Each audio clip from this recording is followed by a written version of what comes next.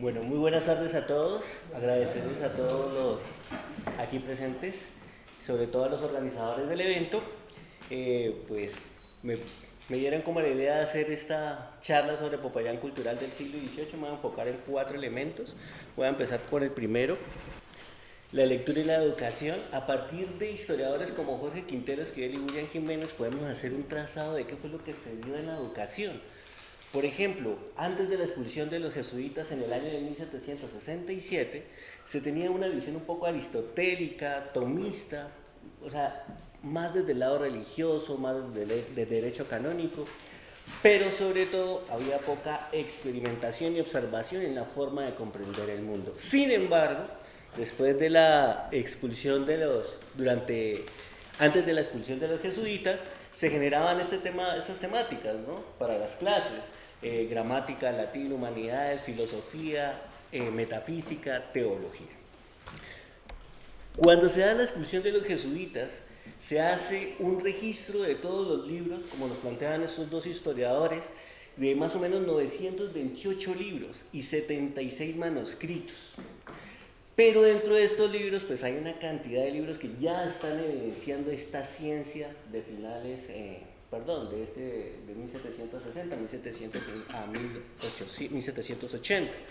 Los jesuitas ya habían iniciado una transición ilustrada, aunque subordinada a la ortodoxia católica. O sea, ya se estaba empezando a ver esa idea del naturalismo, de las ciencias, de la física, pero también estaban empezando a llegar libros que ya se alejaban un poco de esos discursos morales. No hablemos de psicología, pero sí de análisis de la conducta.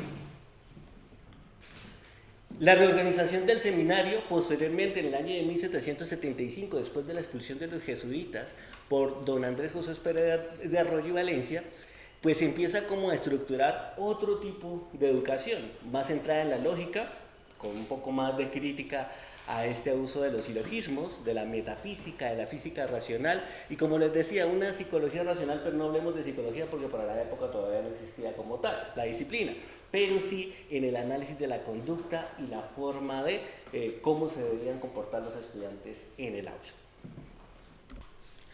También dentro de esta ciencia y filosofía a finales de 1760 y 1800, llega un importante maestro formador, José Félix Restrepo. Tenemos que mencionarlo porque fue uno de los más grandes formadores de casi todos los próceres de independencia, entre ellos Francisco José de Caldas, también Tomás Cipriano de Mosquera, que aunque no se formó en la Universidad del Cauca posterior a su fundación en el siglo XIX, sí se formó en el seminario e introduce en el siglo XIX las ciencias como la química y la física, incluso hace traer un laboratorio de química acá. Entonces, miremos la importancia de estos libros y que se empiezan a estudiar en este tema de finales del siglo XVIII, después de la expulsión de los jesuitas. Vamos a hablar un poquito de los franciscanos. Los franciscanos, como obispado, en el año de 1546 se conforma en Popayán, y la fundación del convento aproximadamente en el año de 1569. Uno de los elementos importantes es que en el siglo XVIII, entre el año de 1730 al año de 1760, se da una disputa teológica entre dos corrientes de los franciscanos. Unos eran los observantes, que eran más desde San Pedro de Alcántara, y los como más desde los misioneros de la propaganda más cercanos a San Francisco. Esto va a ser muy importante desde la mirada de esta obra, que me parece bastante interesante, estas dos disposiciones acá. Precisamente, hay un enfrentamiento entre Vicente Raffels, observante de los franciscanos acá en la ciudad, y el señor Fray Fernando de Jesús Larrea, misionero. O sea, son dos corrientes teológicas totalmente. ¿Por qué? Porque el señor Larrea no solamente estaba quitándoles ese poder pastoral, estaba haciendo procesos de misiones en lo que hoy conocemos como Caquetá, Putumayo, el Huila, sino que además estaba pidiendo limosna en los sectores donde estaban los franciscanos. Entonces eso generaba una disputa de poder entre estas dos visiones, entre estas dos corrientes, entre los observantes, que eran más dedicados a estar encerrados en la ciudad, como mantenerse más quietos. Si ustedes pueden ver en esta imagen, él está encerrado. pero en cambio los franciscanos como más dedicados, esta corriente de acá, de los misioneros, están en un lugar mucho más abierto. Entonces, estas confrontaciones se van a dar en dos divisiones o dos puntos de vista distintos. Uno, los franciscanos de acá observantes, pues se van a mantener en este convento de acá, pero los franciscanos misioneros de la REA se van a conformar en la ciudad de Quito, en la ciudad de Cali.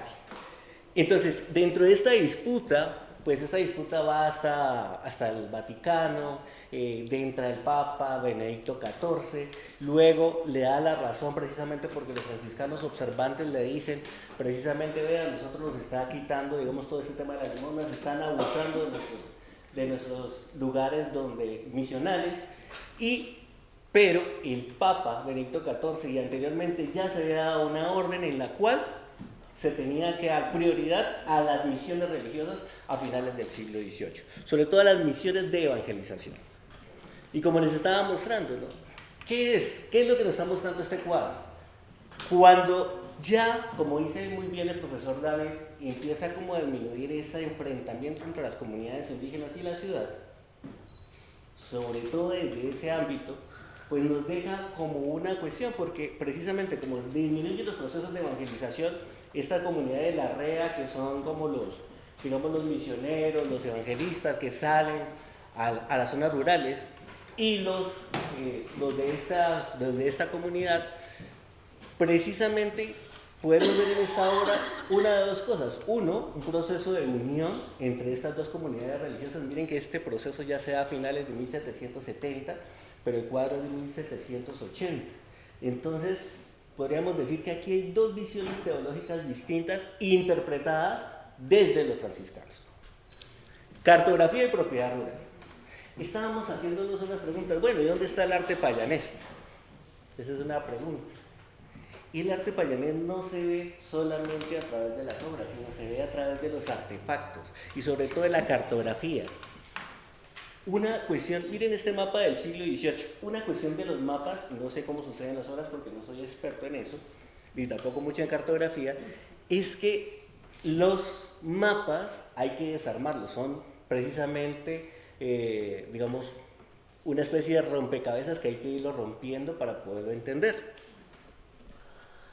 En el siglo XVIII, con la expulsión de los jesuitas y la conformación de las juntas de temporalidades, se tiene que hacer no solamente procesos de venta y entrega de mercedes de tierras, de todas las tierras de los jesuitas en la gobernación de Popayán.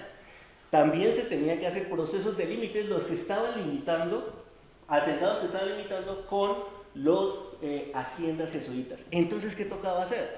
No solamente hacer la parte documental legal, sino que tocaba hacer un proceso de comprobación legal a partir de cartografía. ¿Qué nos muestran esos mapas? ¿Qué se sembraba, por ejemplo? Caña, maíz, etc.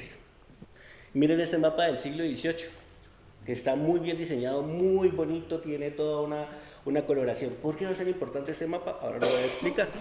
Disputas entre ciudades a partir de la misma cartografía. Entonces, cuando había una disputa jurisdiccional, por ejemplo, un intento de independencia de Santander, de Quilichao en la época, no Santander, sino Quilichao, con la ciudad de Caloto, se confrontan cartográficamente también para demostrar que los unos están mejor organizados que los otros. Pero acá, si ustedes alcanzan a ver, en esta firma está Felice Sabater y Félix, que fue un importante, no solamente ilustrado, sino que no solamente sabía de filosofía, integró también las ciencias, pero hizo parte de la Real Expedición Botánica. ¿Qué nos damos cuenta? Que a partir de estos cartógrafos que estuvieron acá, muchos de ellos tuvieron contacto en el siglo XVIII con él, y a partir de eso aprendieron a dibujar. Él fue también ilustrador de la Expedición Botánica.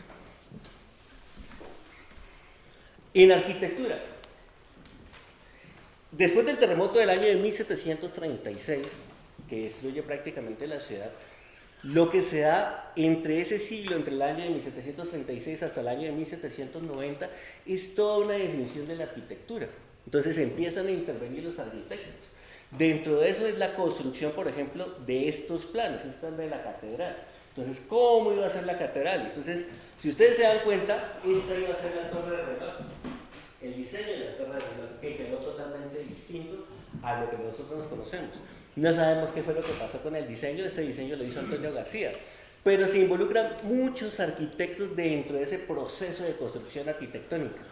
Pero hay algo que tenemos nosotros, la mayoría de historiadores hemos señalado que es el arquitecto el que hace la construcción. Y miren todos los trabajadores, por ejemplo, para el proceso de adecuación de lo que va a ser la tercera creación de la catedral, su proceso de reconstrucción, tenemos a Pedro de Loyola, Laureano Fernández, José Cordero. Son una cantidad de oficios que se integran. Eso es lo que cambia el concepto de patrimonio. Entonces, a partir de eso nosotros podemos decir que estos oficios, como estaba hablando muy bien lo planteó David, hicieron parte integrante del proceso de construcción arquitectónica. Es decir, la arquitectura en Popayán no es solamente de un arquitecto, sino una cantidad de saberes que se ubicaban dentro de la ciudad. Y no solamente fue para la catedral, sino para la construcción también de lo que va a ser la iglesia de San Francisco. Ornamentista, por ejemplo. Y hay algo que me parece muy interesante, para finalizar mi charla. Miren todos los materiales, ¿no? Con base en los materiales, ¿quién conocía los materiales? El arquitecto. ¿Dónde sacarlos?